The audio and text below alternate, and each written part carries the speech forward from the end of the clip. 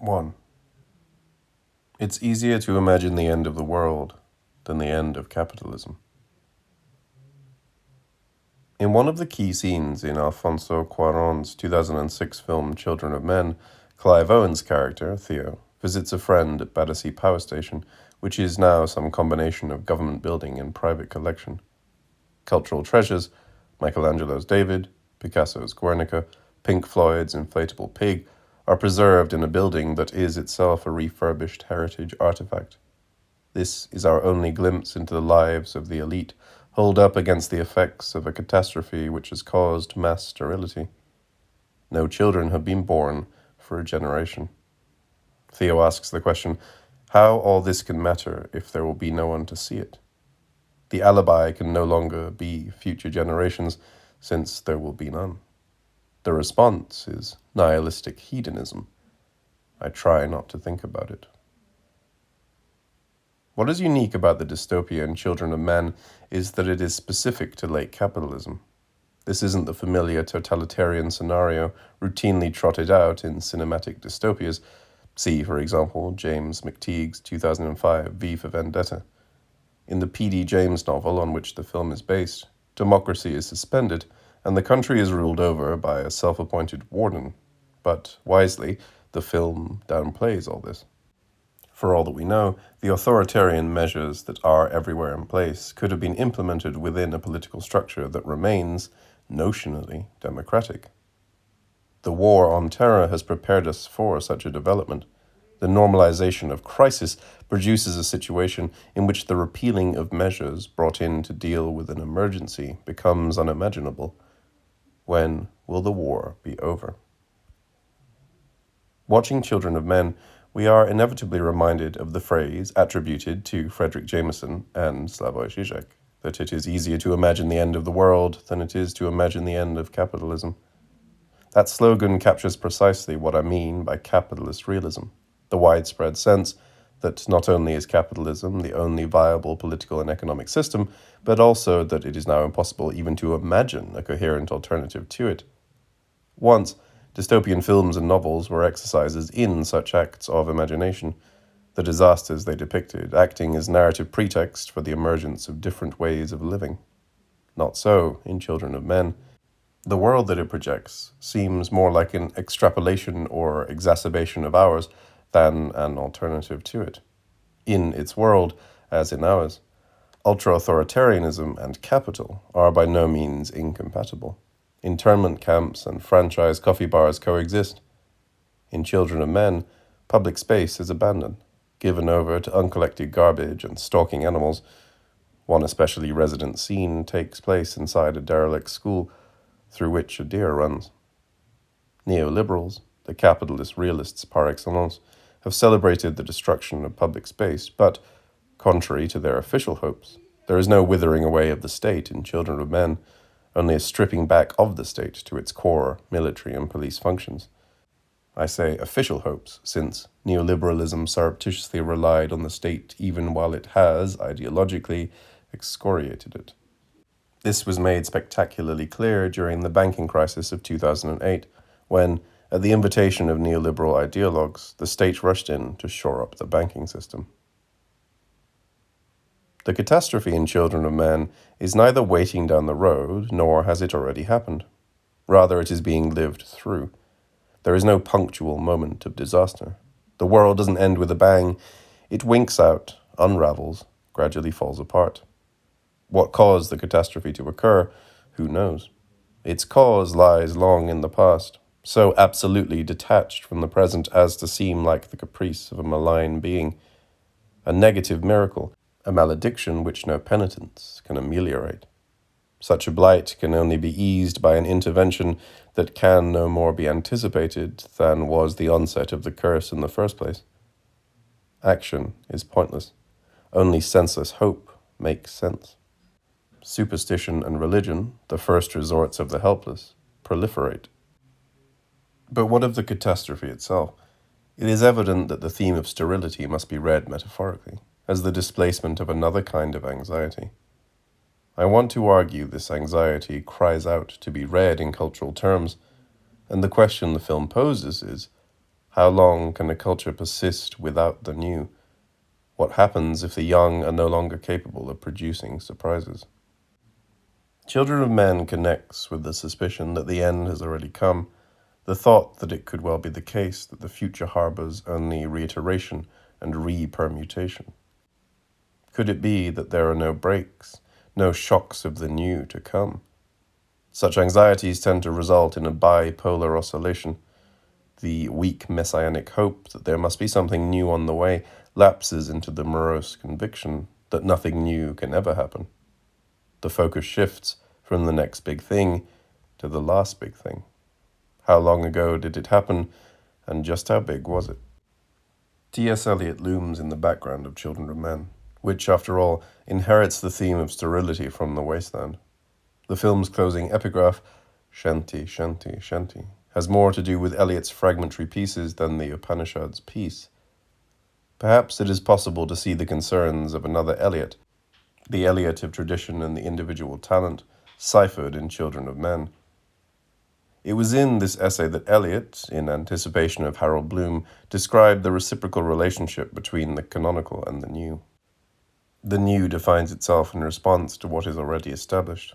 At the same time, the established has to reconfigure itself in response to the new. Eliot's claim was that the exhaustion of the future does not even leave us with the past. Tradition counts for nothing when it is no longer contested and modified. A culture that is merely preserved is no culture at all. The fate of Picasso's Guernica in the film, once a howl of anguish and outrage against fascist atrocities, now a wall hanging, is exemplary. Like its Battersea hanging space in the film, the painting is accorded iconic status only when it is deprived of any possible function or context. No cultural object can retain its power when there are no longer new eyes to see it. We do not need to wait for Children of Men's near future to arrive to see this transformation of culture into museum pieces. The power of capitalist realism derives in part from the way that capitalism subsumes and consumes all of previous history. One effect of its system of equivalence, which can assign all cultural objects, whether they are religious iconography, pornography, or Das Kapital, a monetary value. Walk around the British Museum, where you see objects torn from their life worlds and assembled as if on the deck of some predator spacecraft, and you have a powerful image of this process at work. In the conversion of practices and rituals into merely aesthetic objects, the beliefs of previous cultures are objectively ironized, transformed into artifacts. Capitalist realism is therefore not a particular type of realism. It is more like realism in itself, as Marx and Engels themselves observed in the Communist Manifesto. Capital has drowned the most heavenly ecstasies of religious fervor, of chivalrous enthusiasm, of Philistine sentimentalism, in the icy water of egotistical calculation.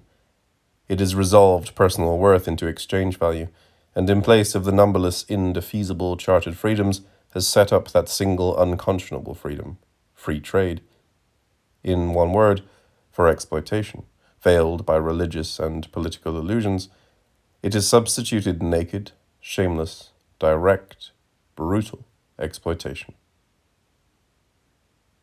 Capitalism is what is left when beliefs have collapsed at the level of ritual or symbolic elaboration, and all that is left is the consumer spectator trudging through the ruins and the relics. Yet this turn from belief to aesthetics, from engagement to spectatorship, is held to be one of the virtues of capitalist realism. In claiming, as Badiou puts it, to have delivered us from the fatal abstractions inspired by the ideologies of the past, capitalist realism presents itself as a shield protecting us from the perils posed by belief itself. The attitude of ironic distance proper to postmodern capitalism is supposed to immunize us against the seductions of fanaticism. Lowering our expectations, we are told, is a small price to pay for being protected from terror and totalitarianism. We live in a contradiction, Badiou has observed. A brutal state of affairs, profoundly inegalitarian, where all existence is evaluated in terms of money alone, is presented to us as ideal. To justify their conservatism, the partisans of the established order cannot really call it ideal or wonderful, so instead they have decided to say that all the rest is horrible. Sure, they say, we may not live in a condition of perfect goodness, but we're lucky that we don't live in a condition of evil. Our democracy is not perfect, but it's better than the bloody dictatorships. Capitalism is unjust, but it's not criminal like Stalinism. We let millions of Africans die of AIDS, but we don't make racist nationalist declarations like Milosevic.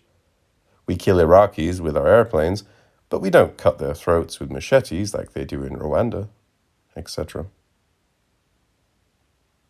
The realism here is analogous to the deflationary perspective of a depressive who believes that any positive state, any hope, is a dangerous illusion.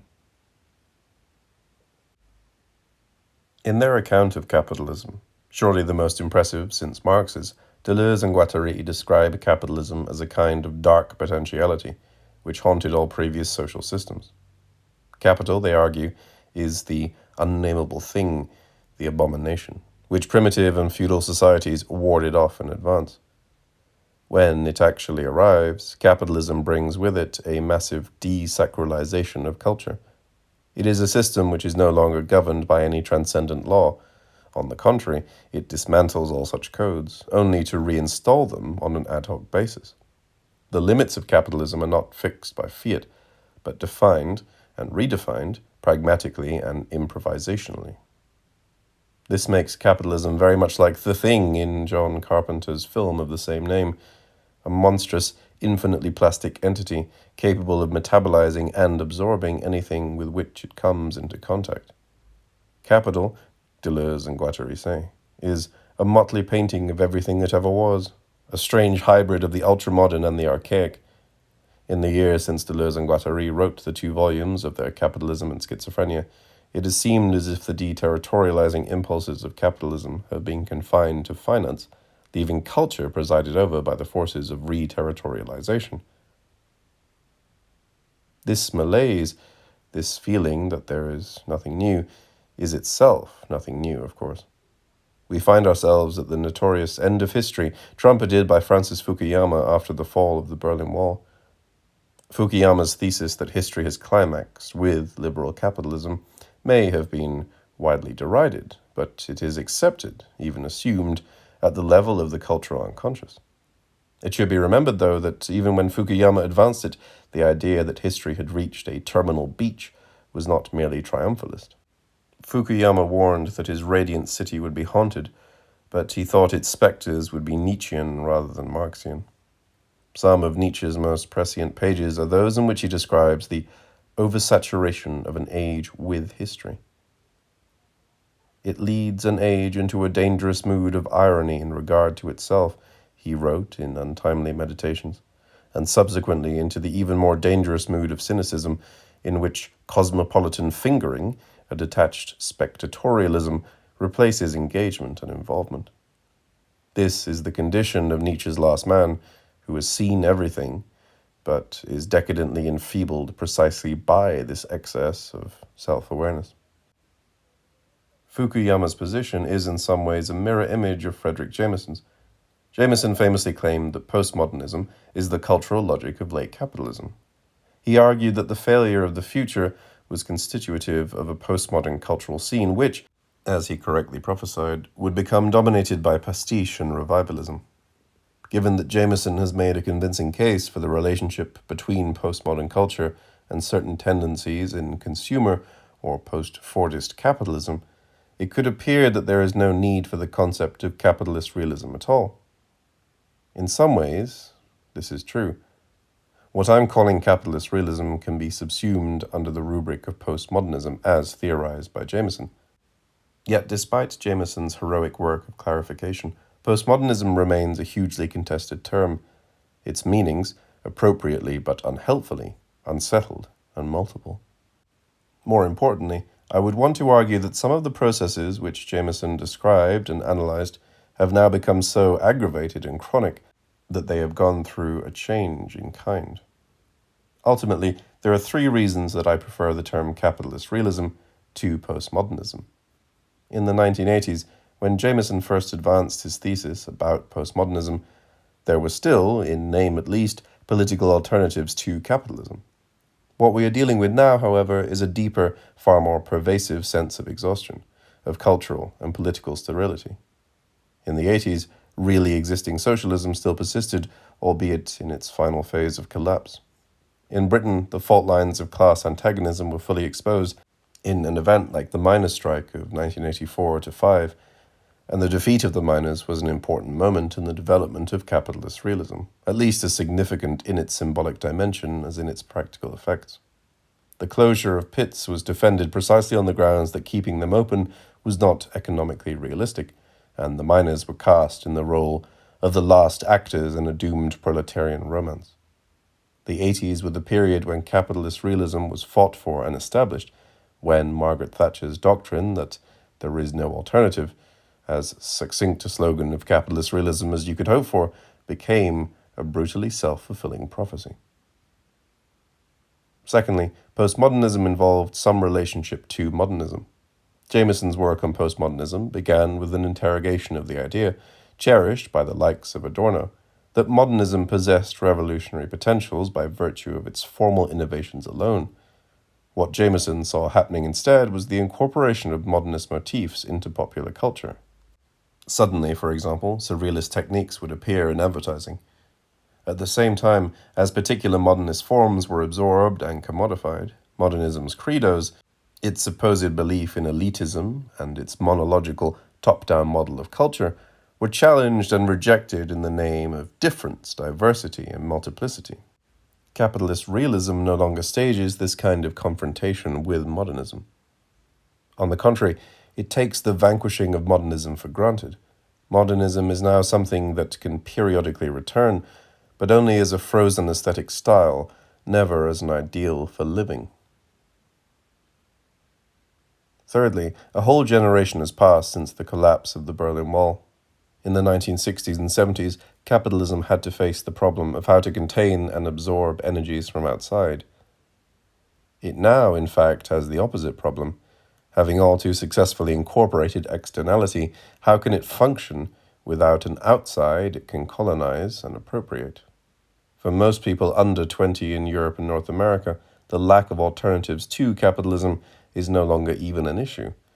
Capitalism seamlessly occupies the horizons of the thinkable. Jameson used to report in horror about the ways that capitalism had seeped into the very unconscious. Now, the fact that capitalism has colonized the dreaming life of the population is so taken for granted that it is no longer worthy of comment. It would be dangerous and misleading to imagine that the near past was some prelapsarian state rife with political potentials, so it's as well to remember the role that commodification played in the production of culture throughout the 20th century. Yet the old struggle between détournement and recuperation, between subversion and incorporation, seems to have been played out. What we are dealing with now is not the incorporation of materials that previously seemed to possess subversive potentials, but instead their pre-corporation, the preemptive formatting and shaping of desires, aspirations, and hopes by capitalist culture. Witness, for instance, the establishment of settled alternative or independent cultural zones, which endlessly repeat older gestures of rebellion and contestation as if for the first time. Alternative and independent don't designate something outside mainstream culture. Rather, they are styles. In fact, the dominant styles within the mainstream. No one embodied and struggled with this deadlock more than Kurt Cobain and Nirvana. In his dreadful lassitude and objectless rage, Cobain seemed to give wearied voice to the despondency of the generation that had come after history, whose every move was anticipated, tracked, bought, and sold before it had even happened. Cobain knew that he was just another piece of spectacle, that nothing runs better on MTV than a protest against MTV, knew that his every move was a cliché scripted in advance, knew that even realizing it is a cliché. The impasse that paralyzed Cobain is precisely the one that Jameson described. Like postmodern culture in general, Cobain found himself in a world in which stylistic innovation is no longer possible, where all that is left is to imitate dead styles, to speak through the masks and with the voices of the styles in the imaginary museum. Here, even success meant failure, since to succeed would only mean that you were the new meat on which the system could feed. But the high existential angst of Nirvana and Cobain belongs to an older moment. What succeeded them was a pastiche rock which reproduced the forms of the past without anxiety. Cobain's death confirmed the defeat and incorporation of rock's utopian and Promethean ambitions. When he died, rock was already being eclipsed by hip-hop, whose global success has presupposed just the kind of pre-corporation by capital which I alluded to above. For much hip-hop, any naive hope that youth culture could change anything has been replaced by the hard-headed embracing of a brutally reductive version of reality. In hip-hop, Simon Reynolds pointed out in a 1996 essay in The Wire magazine, real has two meanings. First, it means authentic, uncompromised music that refuses to sell out to the music industry and soften its message for crossover. Real also signifies that the music reflects a reality constituted by late capitalist economic instability, institutionalized racism, and increased surveillance and harassment of youth by the police. Real means the death of the social. It means corporations who respond to increased profits not by raising pay or improving benefits, but by downsizing, the laying off the permanent workforce in order to create a floating employment pool of part-time and freelance workers without benefits or job security. In the end, it was precisely hip-hop's performance of this first version of the real, the uncompromising, that enabled its easy absorption into the second, the reality of late capitalist economic instability, where such authenticity has proven highly marketable. Gangster rap neither merely reflects pre-existing social conditions, as many of its advocates claim, nor does it simply cause those conditions, as its critics argue. Rather, the circuit whereby hip-hop and the late capitalist social field feed into each other is one of the means by which capitalist realism transforms itself into a kind of anti-mythical myth. The affinity between hip-hop and gangster movies such as Scarface, the Godfather films, Reservoir Dogs, Goodfellas, and Pulp Fiction arises from their common claim to have stripped the world of sentimental illusions and seen it for what it really is. A Hobbesian war of all against all, a system of perpetual exploitation and generalized criminality. In hip-hop, Reynolds writes, to get real is to confront a state of nature where dog eats dog, where you're either a winner or a loser, and where most will be losers. The same neo-noir worldview can be found in the comic books of Frank Miller and in the novels of James Ellroy. There is a kind of machismo of demythologization in Miller and Ellroy's works. They pose as unflinching observers who refuse to prettify the world so that it can be fitted into the supposedly simple ethical binaries of the superhero comic and the traditional crime novel. The realism here is somehow underscored, rather than undercut, by their fixation on the luridly venal, even though the hyperbolic insistence on cruelty, betrayal, and savagery in both writers quickly becomes pantomimic. In his Pitch Blackness, Mike Davis wrote of Ellroy in 1992, there is no light left to cast shadows, and evil becomes a forensic banality. The result feels very much like the actual moral texture of the Reagan-Bush era, a supersaturation of corruption that fails any longer to outrage or even interest. Yet this very desensitization serves a function for capitalist realism. Davis hypothesized that the role of L.A. Noir may have been to endorse the emergence of Homo Reaganists.